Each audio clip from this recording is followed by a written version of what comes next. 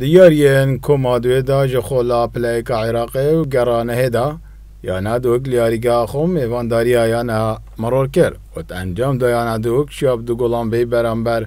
جه یا میوان یا مرور ببتن دنیوا ایکی دا یاری کردن هر دو یا آسی پتوی نبونو و جه خلطی براوان یا مرور لخولکا دوازه هرش بره یا ندوک آسو رستم شیا گلا پیش کفتنه بو یا خودتو مرگد و پشتی به گل یاری کردن هر دو تیمان نشان ماترسی سر گلن هفدو پیدا بگن و پرانیا یاری نیوا یاریگه تا انجام دان و نیوایی که یاری دو ماهیات به سرکفتن یا دو گلا که بی برانبر بویانه امرور و نیوا دوی دا آست یاری باشتر لیات و یاری کردن هر دو یانه شیان ماترسی سر گلن هفدو پیدا بگن و پشتی بوری ناسه خلکان آنکل خلکا 48 محمد سعید یاری کرده یا دو شیا گلا دوی بویانه خودو که تو مرگد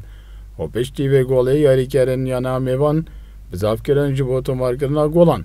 و یاری کردن یا دو یاری سر هرشن هفدشت کرد و یاری کردن یا مرور چندین دلیبین گلانش دزان لخولکن دو مایه ولی نشیان گله تو مار کنو یاری دو مایه هات بسر کفتن یا دو به دو گلان بی برانبر بو یا مرور. بسم الله الرحمن الرحيم. اكو بعض الاخطاء من فريق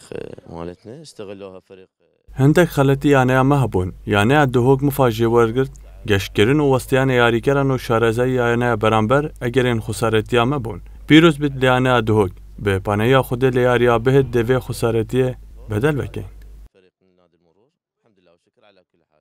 دست پیک سپاس بو خود راستی مسیح نقطه مهم دست خواهی نادی سوام و گریان ناف منافسه دا و هم آستو انجام فایده بین الحمدلله یاریزانا و دستکارانه هرچ سرخانه اهلا به سرکفتن یا دو کیوین خوگش کردن جبو در بازمون بو پلا نایا با عراقه شیا خالن خو بلند بگد بو 15 خالن و رضا 5 دهد و یا نه سینا رضا 1 دهد به 23 خالن و یا نه سامرا رضا 2 دهد 19 خالن و یا نه ناصر رضا 3 دهد 16 خالن و یا نه رمادی خالن میوکی نه دو کن رضا 4 دهد به 15 خالن شما خالد کانال بادینان دهوک